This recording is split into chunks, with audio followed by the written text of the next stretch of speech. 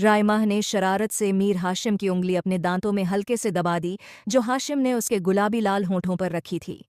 हाशिम हल्का सा मुस्कुराया और प्यार से अपनी उंगली छुड़ाकर उसके गाल पर फेरने लगा। हाशिम, आपने मेरे सवाल का जवाब नहीं दिया। मैं ज़रूरी बात पूछ रही हूँ और आप हैं कि मुझे बातों में लगा रहे हैं। अगर आपको मुझसे इतनी ही मोहब्बत थी तो सीधे आकर मेरे घर वालों से रिश्ता मांग लेते। यूं छुपकर निकाह करने की क्या ज़रूरत थी? वैसे भी आपका नाम और शोहरत ही काफ़ी थी। मेरे घर वाले कौन सा इनकार करते? वह मीर हाशिम के सीने पर झुकी हुई उनसे बातों में मग्न थी। उसके गुलाब की पंखुड़ियों जैसे नाजुक होंठ जब हिल रहे थे तो हाशिम नज़र भरकर उसे देखे जा रहा था। उसने नरमी से रायमा के कंधों को थामकर उसे थोड़ा ऊपर उठाया ताकि वह उसकी आंखों में देख सके। मेरी जान, तुम अभी इस बात को नहीं समझोगी, इन बातों को समझने के लिए वक्त चाहिए। उसने अपना हाथ आहिस्ता से रायमा की गर्दन पर फेरा और उसके बाल पीछे हटाए। तुम्हारे घर वालों की इज्जत, मेरा अपना मकाम और यह एहसास कि तुम सिर्फ और सिर्फ मेरी हो, ये सब बातें एक बहुत बड़े फैसले के बाद ही पूरी हो सकती थीं। वह एक गहरा सांस लेकर मुस्कुराया। और वैसे भी यह वक्त सवाल जवाब का नहीं है। उसने रायमा के होंठों को उंगली से छूकर महसूस किया, जैसे पहली बार किसी रेशमी कपड़े को छू रहा हो। इसलिए आज की रात ये सब बातें रहने दो, बस मेरी मोहब्बत को महसूस करो। रायमा का चेहरा शर्म से लाल हो गया, लेकिन उसकी आंखों की चमक बता रही थी कि वह अंदर ही अंदर हाशिम की इस सफाई से बहुत खुश है। वह अपने होंठों पर उसके लम्स को महसूस करती हुई फिर मुस्कुराती उसकी आंखों में देखने लगी। लेकिन मीर, आपसे तो मुझे बहुत सारी बातें करनी हैं। मुझे तो लगता है जैसे मैं सदियों से आपका इंतज़ार कर रही थी और अब अचानक सब कुछ एकदम से हो गया है। वह दोनों हाथ उसकी गर्दन में डालकर उसके और करीब हुई और अपनी ठुड्डी उसके सीने पर टिकाकर बोली, अभी तो आपको पूरे जीवन भर प्यार करना है। आखिर मैं आपकी जायज़ बीवी बन चुकी हूँ। उसने शरारती लहजे में अपने आखिरी शब्दों पर जोर दिया।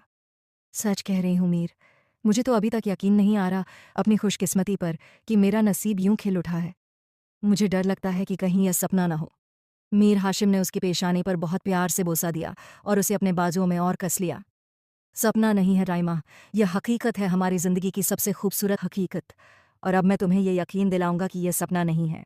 उसने अपना सर नीचे किया और उसके कान में धीमे से कहा, और रही बात बातों की, तो हम सारी ज़िंदगी बातें करेंगे, लेकिन अभी कुछ देर के लिए खामोशी को भी मौका दो। ये रात बहुत हसीन है।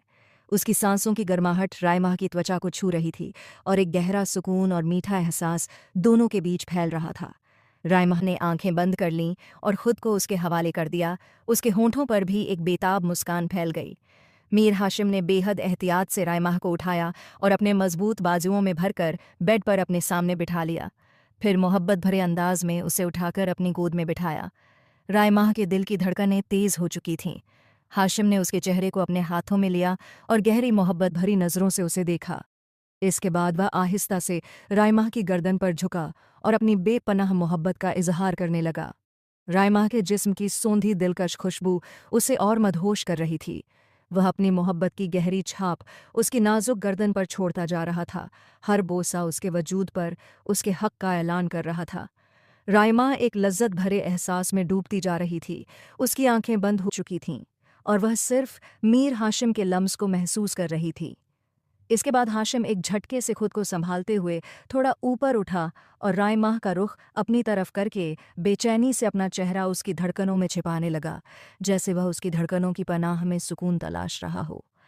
रायमाह ने हाशिम के सर को दोनों हाथों से थामा और उसके घुंघराले बालों में अपनी उंगलियां डालकर नरमी से सहलाने लगीं। उसकी नरम हथेलियों का लम्स हाशिम के दिल को और तसल्ली दे रहा था।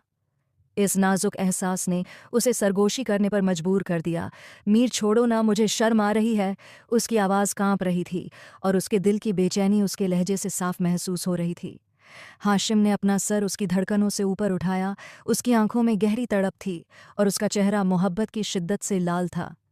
उसने रायमा के चेहरे के दोनों तरफ अपने हाथ रखकर हल्की सी मुस्कान के साथ उसकी आंखों में देखते हुए रसीले लहजे में कहा, नहीं मेरी जान, अभी तो शर्म और हया के सारे पर्दे चाक करने हैं मुझे। उसने अपनी पेशानी रायमा की पेशानी से टिका दी। मैं पूरी तरह तुम्हारे अंदर समा जाना चाहता हूँ ताकि हम एक जान और एक जिस्म बन जाएं। मैं चाहता हूँ कि मेरी रूह तुम्हारी रूह में यूं घुल जाए कि हमारे बीच कोई फासला बाकी न रहे। मीर हाशिम की यह बात सुनकर रायमा ने फौरन अपनी आंखें नीचे कर लीं। शर्म की शिद्दत ने उसे बेहाल कर दिया। उसने अपना हाथ उठाया और कांपते हुए हाशिम के गाल को छुआ। हाशिम, वह फिर सरगोशी में बोली, मैं भी यही चाहती हूँ। मुझे ज़िंदगी का ये सफ़र पूरा सिर्फ आपके साथ ही गुजारना है। मैं आपकी अमानत हूँ और ये आपका हक़ है, आदेत है। जब मीर हाशिम की चाहत शिद्दत की आखिरी हदों को छू रही थी और वह रायमाह को अपने अंदर समा लेने की तैयारी कर रहा था, तो रायमाह उसके करीब आते हुए उसके कान में सरगोशी करती है। प्यारे हाशिम। उसने हाशिम के चेहरे को अपने हाथों में लेकर उसे पीछे किया। मैं जानती हूँ आपका मुझ पर पूरा हक है और मैं आपकी ही हूँ, लेकिन फ़िलहाल नहीं। रायमाह ने गहरा सांस लिया और उसके माथे पर बोसा देकर अपनी बात पूरी की। मेरे महीने के ख़ास दिन चल रहे हैं, जब मैं पूरी तरह पाक हो जाऊंगी, तब अपने जान से प्यारे शौहर के सामने खुद को पेश कर दूंगी। मेरा वादा है, यह इंतज़ार एक बहुत हसीन अंजाम के साथ ख़त्म होगा। रायमाह की बात सुनकर हाशिम के चेहरे पर वह तमाम जज्बात ठहर गए जो अभी कुछ लम्हे पहले बेताबी से उभर रहे थे। उसके चेहरे पर एक पल के लिए गहरी मायूसी आई, फिर वह फौरन खुद को संभाल गया। वह रायमाह से थोड़ा दूर हुआ, एक गहरी सांस ली, जैसे अपने जज्बात को दबा रहा हो, और फिर खामोशी से तकिए पर सर रखकर लेट गया। उसका यह अचानक चुप हो जाना और दूर हट जाना रायमाह के लिए नई शरारत का बहाना बन गया। रायमाह ने अपने शौहर की इस मायूसी को देखकर हल्का सा हंस दिया, जिसमें प्यार और शरारत दोनों थे। वह हाशिम के करीब आई और उसकी कमर पर हाथ रखकर बोली, ओ मेरे बादशाह, क्या हुआ? आपकी उम्मीदों पर पानी फिर गया? उसने हाशिम के कंधे हिलाए और कहा, अरे तो बताकर निकाह करना था ना। मैं पहले ही आपको बता देती, ताकि आपकी ये सारी उम्मीदें उसी वक़्त पूरी हो जातीं। वह मुस्कुराई और उसकी कमर पर अपना गाल रख दिया। लेकिन क्या करें, यह तो कुदरत का दस्तूर है, मेरे बस की बात कहाँ। इसमें मेरा भी कोई कसूर नहीं। मगर एक बात तय है, ये बात मैं हमेशा याद रखूंगी। हाशिम ने अब भी आंखें बंद कर रखी थीं, लेकिन उसकी शरारती बीवी की बातों ने उसे मुस्कुराने पर मजबूर कर दिया। वह करवट लेकर रायमाह की तरफ मुड़ा और नरमी से उसके गाल को छुआ। कोई बात नहीं, हाशिम ने मोहब्बत भरे लहजे में कहा। उसकी आवाज़ में तसल्ली और गहरा प्यार था। तुम मेरे पास हो, मेरे बाजुओं की पहुंच में हो, यही बहुत है। रायमाह ने एक झटके से खुद को हिलाया और हाशिम की बगल में आकर बिल्कुल उसके करीब लेट गई। उसने अपना सर उसके सीने पर रखा और उसका जिस्म अपने जिस्म से लगा लिया। हाँ बिल्कुल, मैं आपके पास ही हूँ और हमेशा रहूंगी। सारी जिंदगी यूं ही आपकी कैद में रहूंगी। और सच तो यह है कि मुझे खुद कितनी बेचैनी से उस वक्त का इंतज़ार है। रायमाह की इस बेबाक मोहब्बत और करीबी ने हाशिम की बेचैनी को तुरंत सुकून में बदल दिया। उसने एक हाथ रायमाह के इर्द गिर्द मजबूती से लपेट लिया, जैसे उसे कोई अनमोल खजाना मिल गया हो। उसने प्यार से उसके सर पर बोसा दिया। उसकी गहरी लंबी सांसें बता रही थीं कि उसे दिल का पूरा चैन मिल चुका था।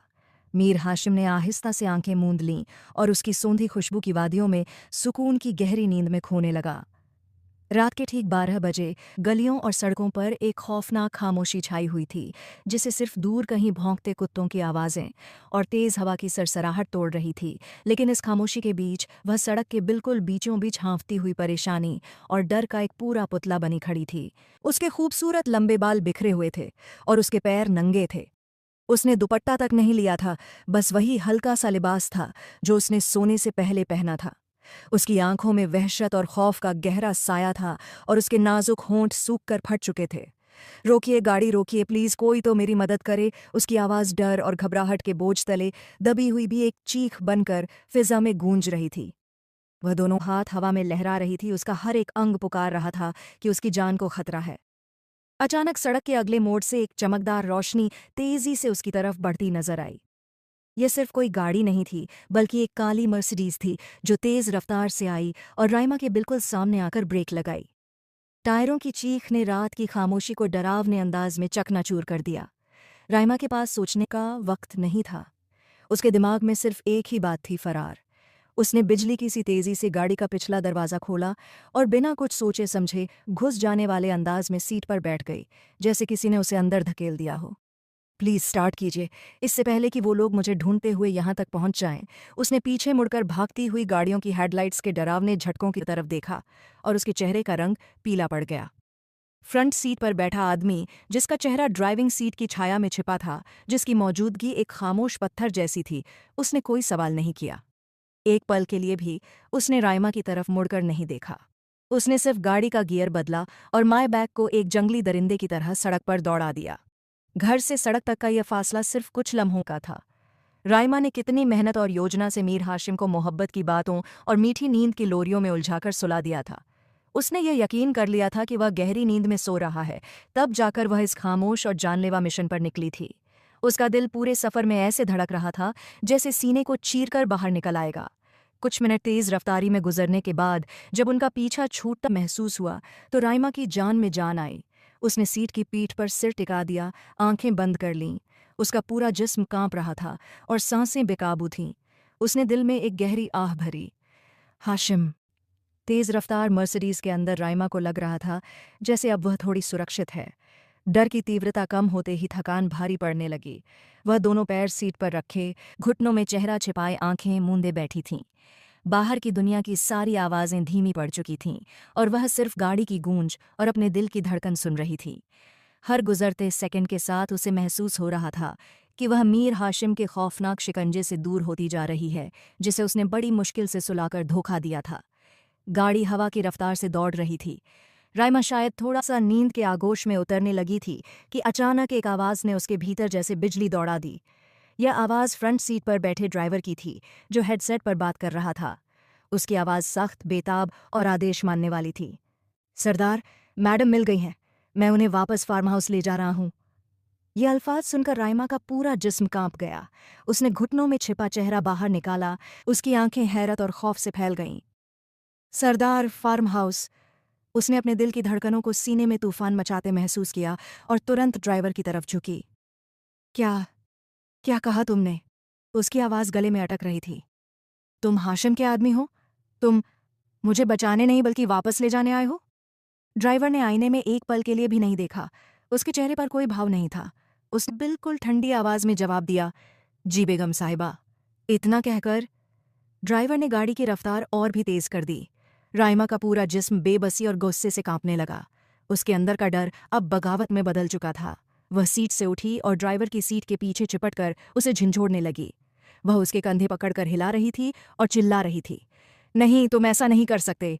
खुदा का वास्ता, मुझे छोड़ दो। मैं उसे छोड़कर जा चुकी हूँ। तुम मुझे वापस नहीं ले जा सकते। मैं मिन्नत करती हूँ, मुझे यहीं उतार दो।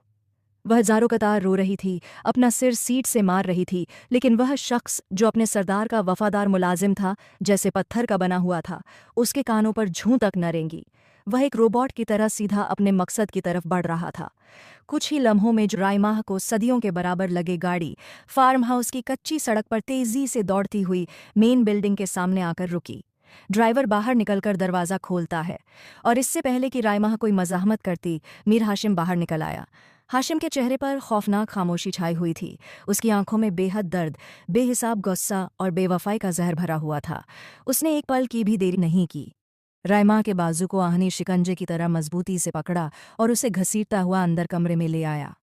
राइमा दर्द और बेबसी से चीखती रही, लेकिन उसका चीखना फार्म हाउस की दीवारों से टकराकर बेअसर हो गया। हाशिम उसे अंदर लाकर बेड के करीब झटका देता है और वह एक बेजान गुड़िया की तरह बिस्तर पर पटक जाती है। उसने अभी तक पलक भी नहीं झपकाई थी, जैसे वह इस बेवफाई के मंजर को देखने से इनकार कर रही हो। राइमा के नंगे पैरों पर मिट्टी और पूरे अस्तित्व पर खौफ और शर्मिंदगी का बोझ था। वह बिस्तर पर पड़ी बुरी तरह हाँफ रही थी। मीर हाशिम का चेहरा अब भी पत्थर की तरह सख्त था। उसकी आंखों में धधकता हुआ गुस्सा और राइमा की बेवफाई का दर्द साफ झलक रहा था। उसने बिना कुछ कहे अपने कंधों पर पड़ी कीमती शॉल एक तरफ झटके से फेंकी, जो जमीन पर गिरी, और फिर वह राइमा की तरफ बेहद सस्त और खौफनाक कदमों से बढ़ने लगा। हर कदम राइमा की धड़कनें बढ़ा रहा था। राइमा बिस्तर पर सिमटी हुई थी। उसने फौरन डर और मजबूरी में अपने हाथ जोड़ लिए। नहीं हाशिम, प्लीज़ मुझे हाथ मत लगाना, सिर्फ हाथ। हाशिम उसके ठीक ऊपर खड़ा था। उसका लंबा कद और गुस्से से भरा चेहरा राइमा को और भी डराने लगा। उसने झुककर उसकी कलाई मजबूती से थामी। उसकी पकड़ में वह सारा गुस्सा था जो राइमा के भागने ने उसमें भर दिया था। सिर्फ हाथ। मेरी जान, आज तो मैं तुम्हें पता नहीं क्या क्या लगाने वाला हूँ। हाशिम के लहजे में तल्खी थी।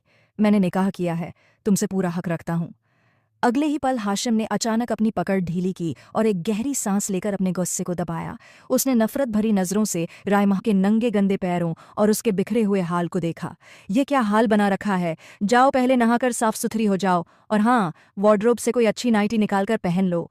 राइमा ये सुनकर चौंक गई। उसे उम्मीद थी कि हाशिम उस पर चिल्लाएगा, लेकिन यह हुक्म सुनकर उसने हैरानी से उसकी तरफ देखा और एतराज़ में बोली, नहीं हाशिम, मैं कोई ऐसी बेहुदा चीज़ नहीं पहन सकती। हाशिम की आंखें तन गईं। उसने एक पल में अपना सारा गुस्सा फिर से हासिल कर लिया। चुप, एकदम चुप। जो कहा है बस वही करो। अब सवाल जवाब का वक्त नहीं है। जाओ। उसकी आवाज़ के गुस्से ने रायमाह की सारी मज़ाहमत एक सेकंड में ख़त्म कर दी। वह कांपती हुई उठी और वॉशरूम में चली गई। कुछ देर बाद जब वह बाहर आई तो उसकी आंखें अभी भी भीगी थीं, लेकिन उसके जिस्म पर रेड कलर की नेट की नाइटी थी। यह एक बेहद मुख्तसर और दिलकश लिबास था, जिसने उसके नाजुक बदन की खूबसूरती को और उभार दिया था। उसकी गोरी त्वचा और काले बाल लाल लिबास के साथ बहुत खूबसूरत तजाद पेश कर रहे थे। जैसे ही वह बाहर निकली, मीर हाशिम की निगाह उस पर पड़ी और वह ठहर गया। जहां खड़ा था वहीं जड़ हो गया। वह इस लम्हे किसी देवी से कम नहीं लग रही थी। उसके जिस्म की हर लकीर, उसकी नाजुक कलाइयों से लेकर उसके आबनूसी बालों तक हाशिम को अंदर तक खींच रही थी। इस लाल लिबास में उसका हुस्न अपने पूरे शबाब पर था। हाशिम एक पल के लिए भूल गया कि वह किस बात पर गुस्से में था। रायमाह उसकी निगाहों की गर्मी महसूस करते हुए शर्म से भरती चली गई। उसने हाथों से खुद को ढकने की कोशिश की, लेकिन छोटे लिबास में यह कोशिश नाकाम थी। जब मीर हाशिम एक कदम फिर दूसरा कदम लेकर उसके करीब आया तो कमरे का माहौल और भी भारी हो गया। वह बिल्कुल उसके सामने आ गया और एक हाथ उसके सिर के पीछे ले जाकर उसकी ठोड़ी पकड़कर उसका झुका सिर ऊपर उठाया। रायमाह।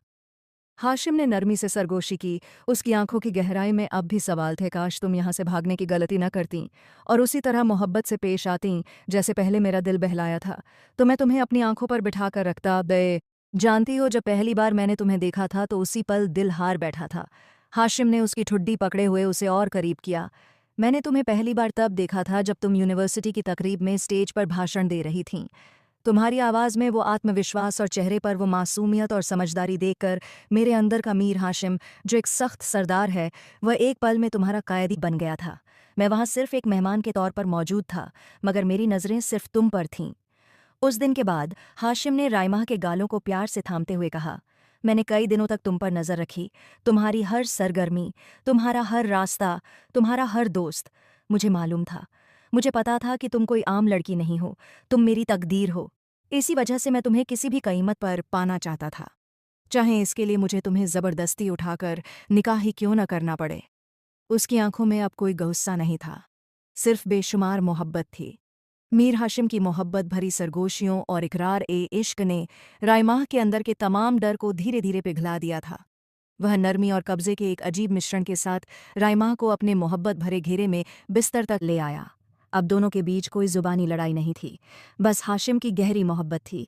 हाशिम ने उसे अपने सामने बैठाया और उसके चेहरे पर झुक गया। उसने दोनों हाथों से रायमाह की लाल जालीदार नाइटी को छुआ, जो पहले ही उसके जिस्म को छुपाने में नाकाम थी और उसके हुस्न को और निखार रही थी। हाशिम ने पल भर की भी देर किए बिना उसकी नाइटी के रिबन खोलने शुरू कर दिए। उसकी उंगलियां बड़ी महारत और जुनून से काम कर रही थीं। रायमाह बिना किसी एतराज़ के एक गुड़िया की तरह बैठी रही। उसके अंदर न कोई गुस्सा बचा था, न विरोध। शायद सब कुछ हारकर उसने खुद को पूरी तरह हाशिम के हवाले कर दिया था। जल्द ही हाशिम अपना काम पूरा कर चुका था। लाल रंग की वह महंगी नाइटी अब सोफे पर पड़ी थी और रायमाह अब बिस्तर पर बेहिजाब उसके सामने थी। कमरे की हवा उनकी चाहत की गर्मी से भर चुकी थी। हाशिम ने उसे अपने बाजुओं में भर लिया और उसे पूरी तरह अपना बनाने लगा। वक़्त का होश ही नहीं रहा। वह देर तक अपनी तमाम चाहत, गुस्सा और मोहब्बत उसके अंदर उड़ेलता रहा। बाहर की दुनिया की हर आवाज़, उसकी सख्ती, रायमाह का भागना और सारे शिकवे, सब कुछ उस एक पल के सामने बेमानी हो गया जब उसकी सारी शिद्दत थकावट में बदली। तो मीर हाशिम ने रायमाह को, जो अब सिर्फ सफ़ेद चादर में लिपटी थी, अपनी मजबूत बाहों में समेट लिया और गहरी नींद सो गया। 2 दिन की थकावट और जज्बाती हलचल झेलने वाली रायमाह भी अब सुकून की नींद में थी। सुबह जब हाशिम हमेशा की तरह जल्दी उठा तो तरोताज़ा होकर ड्रेसिंग टेबल के सामने खड़ा हुआ। उसने बाल सावधानी से संवारे, फिर अपना महंगा सूट और वेस्टकोट पहना और आधी बोतल परफ्यूम खुद पर छिड़क लिया। फिर बिस्तर की तरफ आया। रायमाह अभी भी गहरी नींद में थी। उसकी चादर उसके सीने तक आई हुई थी, जिससे उसके कंधे और बाजू उघड़े हुए थे। उसके चेहरे पर एक सुखद रोशनी थी। यह देखकर हाशिम झुककर उसके कान में बोला, उठो मेरी जान, उठो। मैं तुम्हें इस हालत में कमरे में अकेला छोड़कर नहीं जा सकता, वरना तुम्हारी नींद खराब न करता। उसकी आवाज़ पर रायमाह की आंख खुली। वह घबराकर उठ बैठी। पहले पल में उसे कुछ याद नहीं आया। फिर रात का हर मंजर उसकी आंखों के सामने घूम गया और वह अपनी हालत देखकर शर्म से भर गई। उसने जल्दी से चादर कसकर ओढ़ ली। हाशिम उसकी शर्म और डर भरी सूरत देखकर मुस्कुराया। उठो और तैयार हो जाओ, आज हम गांव चलेंगे और मैं सबके सामने अपने निकाह का ऐलान करूंगा। यह सुनकर रायमा के होश एक पल को रुक गए। उसने सूजी आंखों से हाशिम को देखा। गांव? सवाल करने की हिम्मत न थी न वक्त। वह चादर लपेटे हुए ही बिस्तर से उतरी और वॉशरूम चली गई। चादर उसके पैरों में उलझती जमीन पर घिसटती रही। उसे ऐसे जाते देख हाशिम के चेहरे पर जीत भरी मुस्कान फैल गई। उसे रायमाह का यह शर्माया हुआ लाचार अंदाज बेहद पसंद आया। उसने अपना कोट ठीक किया और दरवाजे की तरफ बढ़ने से पहले बिस्तर पर पड़े उनकी पहली रात के गवाहों को देखा। तकरीबन 1 घंटे बाद जब रायमाह तैयार होकर बाहर आई तो वह अब भी बेहद परेशान। थीमगर एक सफ़ेद लॉन के सादे मगर नफीस लिबास में मलबूस थी। हाशिम ने उसकी तरफ मुड़कर देखा। उसने रायमा को अपने साथ नरमियत से गाड़ी में बैठाया। वही काली माई बैग जो रात को उसका पीछा करके उसे वापस लाई थी, उनकी गाड़ी फार्म हाउस के बड़े गेट से बाहर निकली और शहर की मशरूफ सड़कों पर आ गई। जल्द ही हाशिम ने गाड़ी को एक ऐसे अनजान रास्ते की तरफ मोड़ दिया जो शहर की चमक धमक से दूर देहाती इलाकों की तरफ जाता था। रायमा खिड़की से बाहर देखते हुए खामोश रही।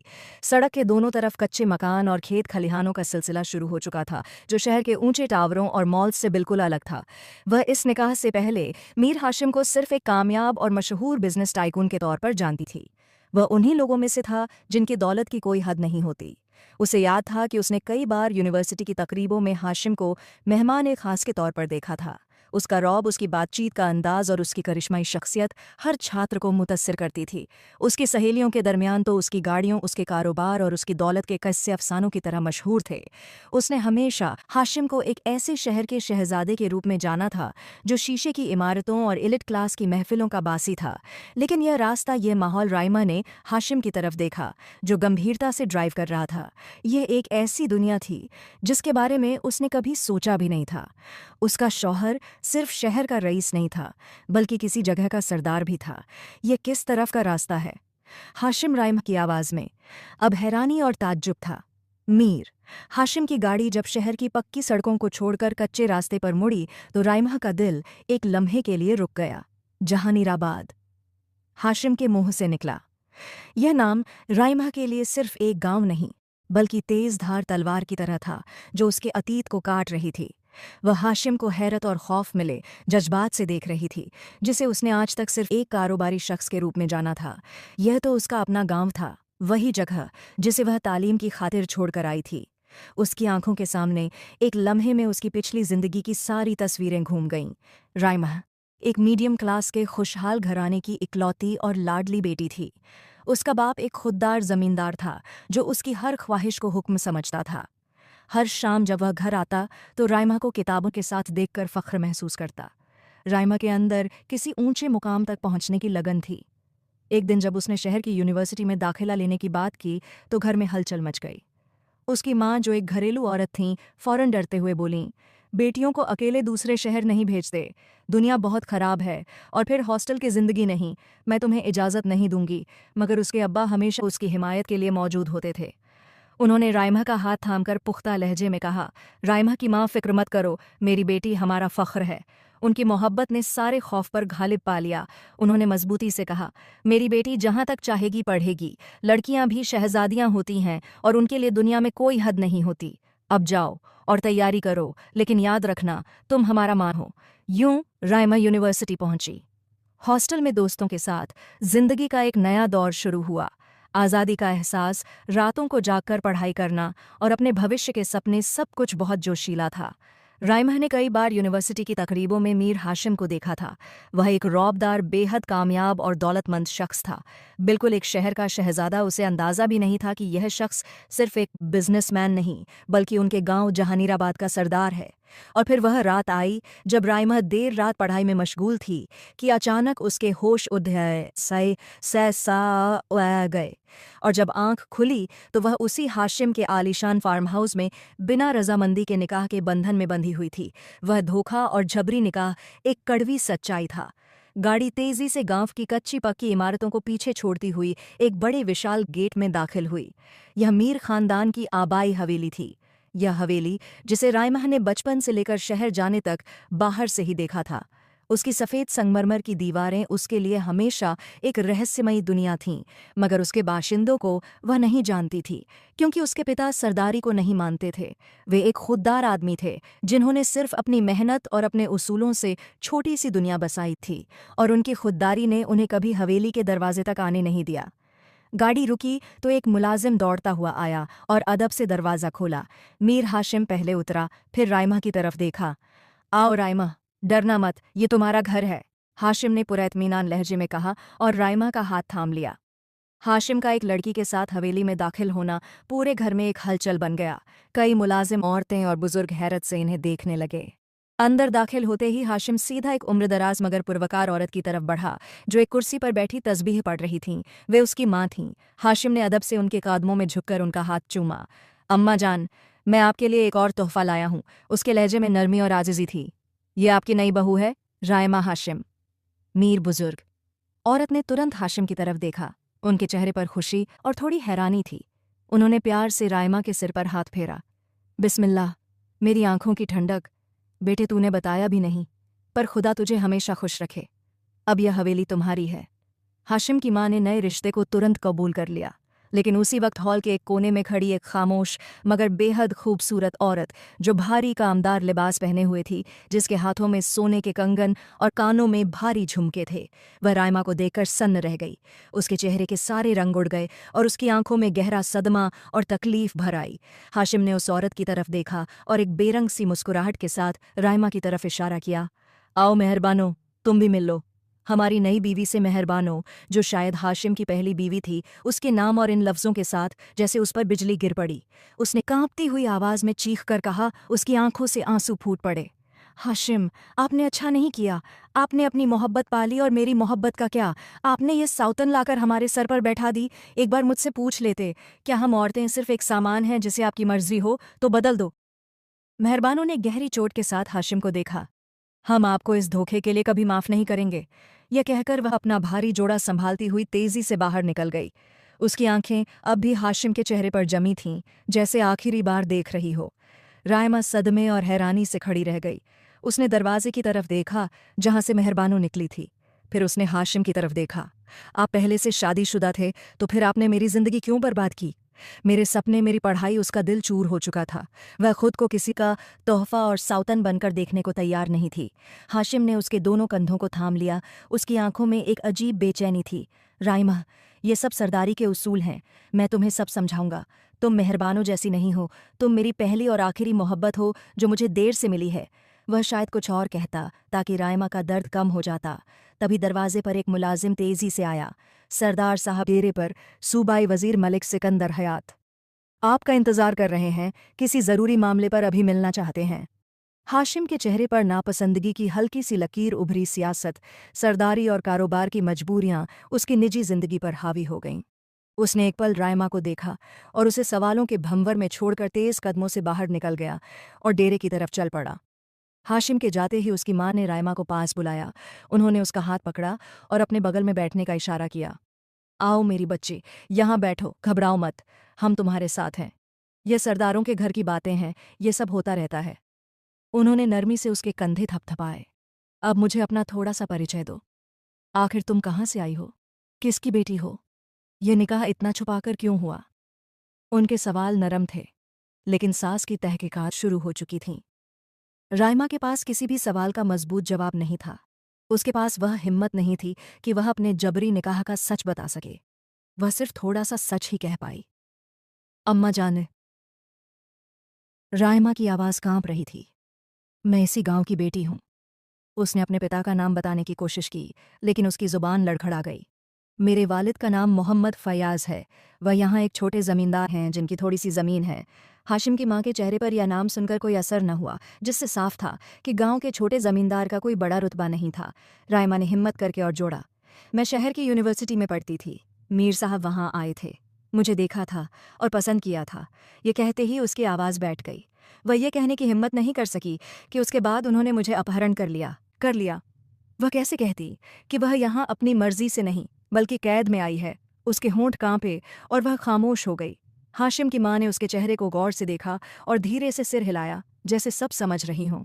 अम्मा जान ने उसके गाल पर हाथ फेरा, मगर मेरी बच्ची, सरदारों के घरों में सिर्फ पसंद काफ़ी नहीं होती, हम लोग रिश्ते निभाते भी हैं। तुम भी सीख जाओगी यहाँ के तौर तरीके, आखिर तुम बहुत दूर से आई हो।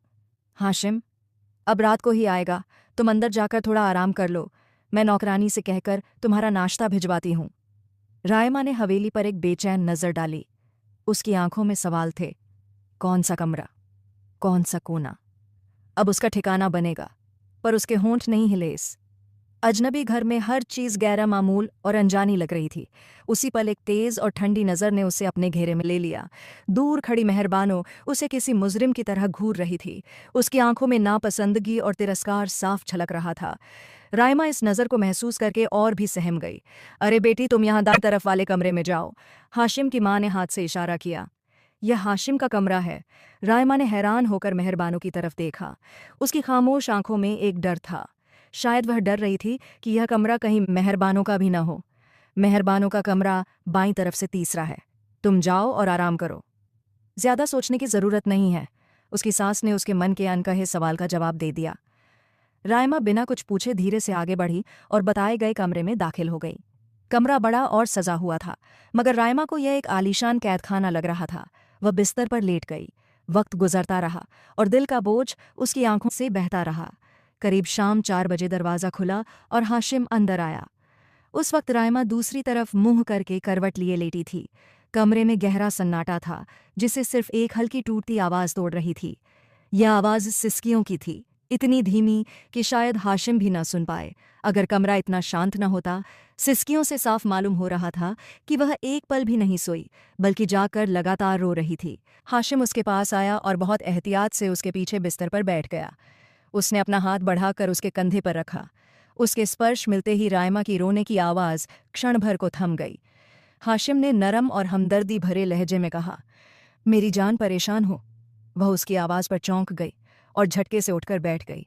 उसने दोनों हाथों से अपने गीले गाल पोंछे, जैसे अपने आंसू छुपाना चाह रही हो, लेकिन अब बहुत देर हो चुकी थी। उसकी लाल आंखें और भीगे बाल उसके दर्द की पूरी कहानी कह रहे थे। वह उसकी तरफ मुड़ी। उसकी आंखों में अब आंसुओं की जगह कड़ा शिकवा और गहरी मायूसी थी। परेशान, आप ये पूछ रहे हैं? उसकी आवाज़ में दर्द की वो लहर थी जो सीधे कट कर सच्चाई बन जाती है। जरा सोचिए, एक नन्हे मासूम चिड़िया के बच्चे को उसके घोंसले से निकालकर किसी सोने के पिंजरे में बंद कर दें। पहले वह फड़फड़ाएगा, दीवारों से टकराएगा, आज़ादी मांगने की कोशिश करेगा, और फिर वह मायूस होकर बैठ जाएगा, न खाएगा न पिएगा। उसकी जीने की उम्मीद खत्म हो जाएगी और वह कुछ ही दिनों में उसी पिंजरे में मर जाएगा। वह हाशिम की तरफ देखते हुए बोली, मेरी हालत भी आपने वैसी ही कर दी है। वह धीरे से उठा, गहरी सांस लेकर फिर उसके पास आया। उसने नरमी से रायमा के गाल थामे और अंगूठे से उसके आंसुओं के निशान पोंछने लगा। रायमा ने कोई प्रतिक्रिया न दी। उसके चेहरे पर अब एक ठंडी बेजानी छाई थी। वह हाशिम के किसी भी स्पर्श को ठुकरा नहीं रही थी, न हटने की कोशिश कर रही थी, बस चुपचाप एक खाली खोल की तरह बैठी थी। हाशिम ने उसकी ठुड्डी उठाई ताकि उसकी आंखों में देख सके। बहुत जल्द मेरी जान, बहुत जल्द मैं तुम्हारे ये सारे दर्द मिटा दूंगा। उसकी आवाज़ में एक वादा था।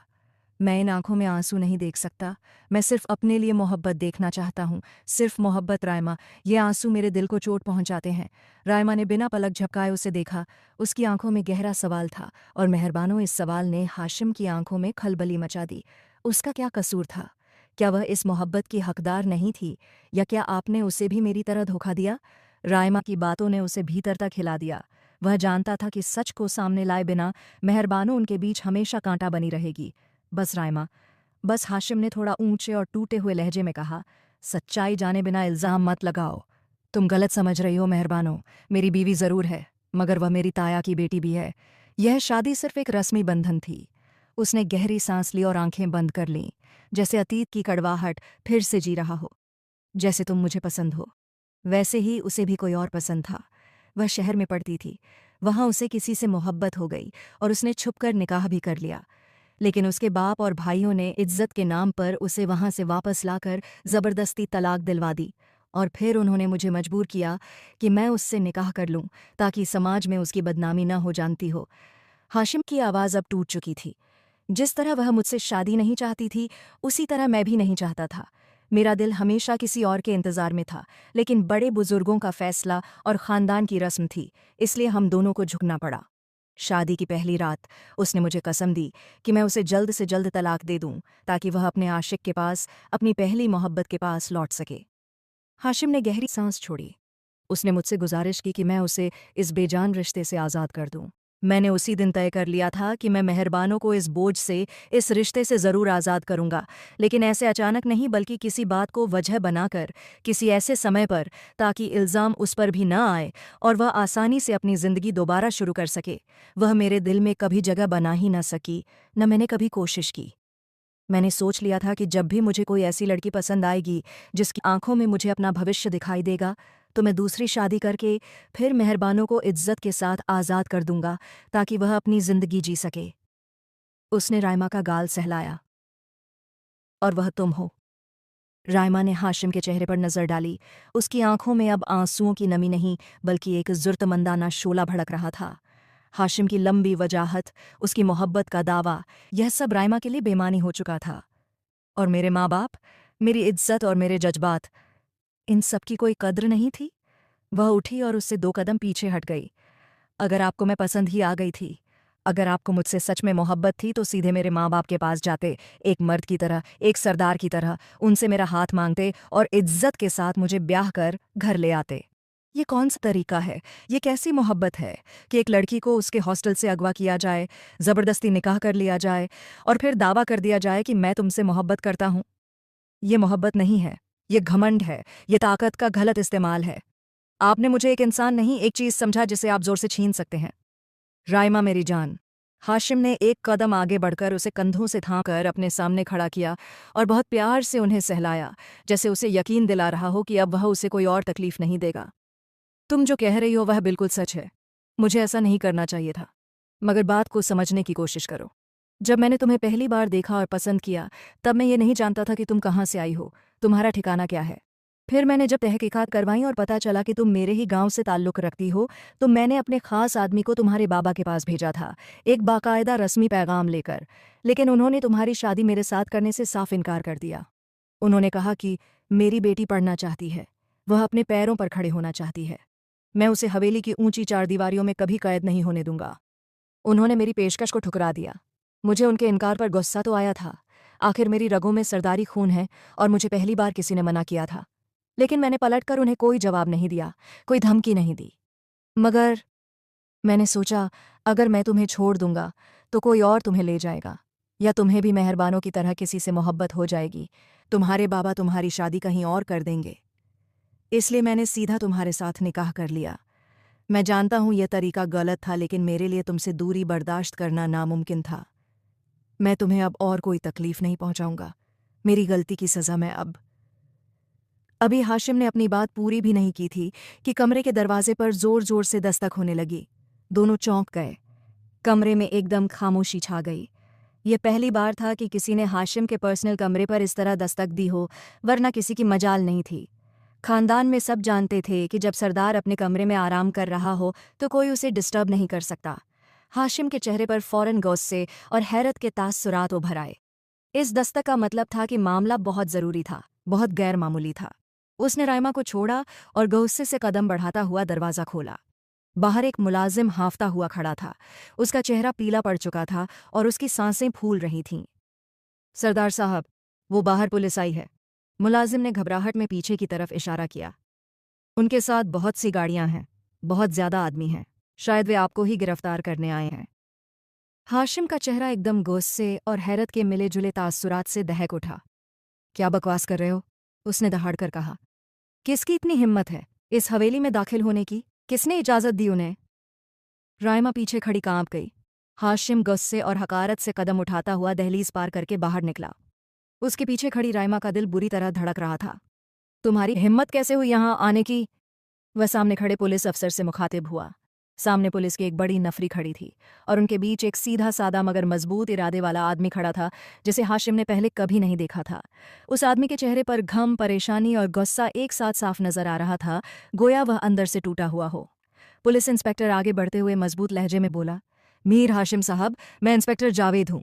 हमें बहुत अफसोस है कि हमें यह कार्रवाई करनी पड़ रही है, मगर कानून सबके लिए बराबर है।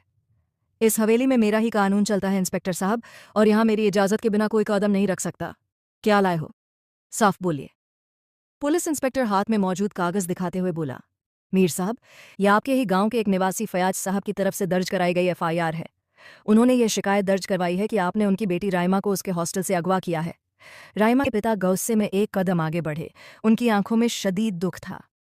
जी हाँ, बिल्कुल इंस्पेक्टर साहब, मुझे 100% यकीन है कि मेरी बेटी को इन्हीं सरदार साहब ने अगवा करवाया है, क्योंकि कुछ दिन पहले इनका आदमी मेरे पास आया था कि मैं अपनी बेटी का रिश्ता इनसे कर दूं। लेकिन ये पहले से शादीशुदा हैं और इनकी हवेली के उसूल बहुत सख्त हैं, जिन्हें मैं और मेरी बेटी नहीं मान सकते। इससे पहले कि हाशिम कोई और सख्त वजाहत देता, उसके बिल्कुल पीछे आवाज़ गूंजी, बाबा। बाप और बेटी ने एक दूसरे को देखा और दोनों एक पल के लिए साखित हो गए। वक्त जैसे थम गया था। राइमा मेरी बच्ची, इंस्पेक्टर साहब, देखें, यही है मेरी बेटी राइमा। राइमा ने एक कदम आगे बढ़ाया और सीधे अपने बाप की तरफ लपकी। उसने अपने वालिद के दोनों हाथ अपने हाथों में थाम लिए। उसने उन हाथों को अपने रुखसारों से लगाया, फिर इंस्पेक्टर की तरफ मुड़कर कहा, माफ़ कीजिएगा इंस्पेक्टर साहब, मुझे किसी ने अगवा नहीं किया, मैंने अपनी मर्जी से निकाह किया है। यह मैं खुद तस्लीम कर रही हूँ। राइमा का यह बयान सुनकर पुलिस वालों के चेहरों पर उलझन का तासुर उभरा। अब वे कोई और कार्रवाई नहीं कर सकते थे। कानूनी तौर पर एक बालिग लड़की का अपनी मर्जी से निकाह करना जुर्म नहीं है। पुलिस इंस्पेक्टर हल्के से सर हिलाते हुए बोला, अगर ऐसा है तो हमें और कार्रवाई की ज़रूरत नहीं, हमें आपकी बेटी के बयान पर ही भरोसा करना होगा। पुलिस वाले जाने के लिए मुड़ने लगे, लेकिन राइमा के पिता वहीं खड़े हैरानी का पुतला बने हुए थे। उनकी आंखों में दुख की इंतहा थी।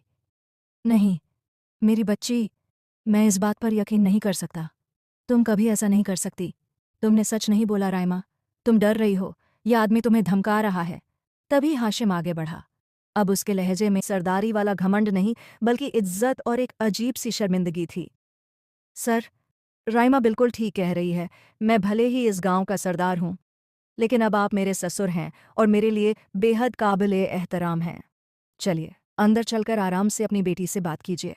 यह घर अब इसी का है, और अगर आपको लगता है कि मैं राइमा पर इस हवेली के उसूलों की वजह से कोई पाबंदियां लगाऊंगा, तो यह आपकी गलतफहमी है। राइमा आज भी उतनी ही आज़ाद है जितनी आपके घर में थी, बल्कि उससे भी ज्यादा। मैंने उससे निकाह सिर्फ उसे अपना बनाने के लिए किया है, कैद करने के लिए नहीं। राइमा के पिता एक बाशूर, समझदार और दूरंदेश इंसान थे।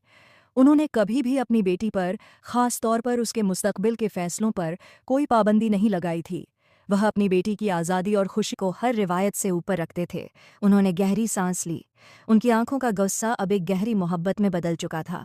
उन्होंने राइमा को अपने बाहों में समेट लिया और सर पर हाथ फेरते हुए भर्राई आवाज़ में कहा, राइमा, मेरी बेटी, अगर तुम्हारी खुशी इसी में है, अगर तुमने यह फैसला होशो हवास में किया है, तो मुझे कोई एतराज़ नहीं है। मैंने हमेशा तुम्हें अपने फैसले करने का हक दिया है राइमा, तो ज़िंदगी का सबसे बड़ा फैसला करने में मैं तुम्हारा साथ कैसे नहीं दूंगा। मेरी दुआ है कि तुम हमेशा खुश रहो, खुदा तुम्हें हर शर से महफूज रखे। बस अपनी माँ से मिलने आ जाना, वह तुम्हें बहुत याद कर रही हैं। यह कहकर वह खामोशी से हवेली से बाहर निकल गए। हाशिम ने एक कदम आगे बढ़ाया और राइमा को बेहद मोहब्बत और इज्जत से गले लगाया। बहुत शुक्रिया मेरी जान। उसने झुककर राइमा की पेशानी पर एक लंबा गर्म बोसा दिया। अगर आज तुम चाहती तो मुझसे यह रिश्ता, यह ज़बरदस्ती का बंधन, यहीं ख़त्म कर सकती थी, लेकिन तुमने मुझे चुन लिया। इसलिए मैं वादा करता हूँ, आज से यह सरदार, यह मगरूर और ज़िद्दी हाशिम तुम्हारा गुलाम हुआ। तुम्हारी हर ख्वाहिश, हर हुक्म मेरे लिए कानून होगा। हाशिम की इस दिल से निकली बात पर पहली बार राइमा के होठों पर एक हल्की सी मुस्कान उभर आई। उस मुस्कान में कबूलियत और मोहब्बत की झलक थी। मैंने कभी आपको नापसंद नहीं किया था हाशिम, मुझे ऐतराज़ सिर्फ आपके तरीके पर था। हाशिम को लगा जैसे उसके दिल का भारी बोझ उतर गया हो। उसने राइमा को अपनी मजबूत बाहों में समेट लिया। इस बार वे एक दूसरे में खो चुके थे। मैं जानता हूँ मेरी जान, ये मेरी जिंदगी की पहली और सबसे खूबसूरत गलती थी। मैंने तुम्हें पाने के लिए गलत रास्ता चुना। लेकिन सुनो, आज के बाद कोई गलती नहीं होगी। पक्का वादा, मैं आइंदा कोई फैसला तुम्हारी मर्जी के बगैर नहीं करूँगा। हाशिम की यह मासूम हरकत और सच्चाई देखकर राइमा अपना ज़ब्त खो बैठी। उसके चेहरे पर एक खिलखिलाती हंसी फैल गई। बस बस, कान मत पकड़िए, अब तो आपकी बीवी ने माफ़ कर दिया है। और दोनों एक दूसरे की बाहों में खिलखिलाकर हंसने लगे।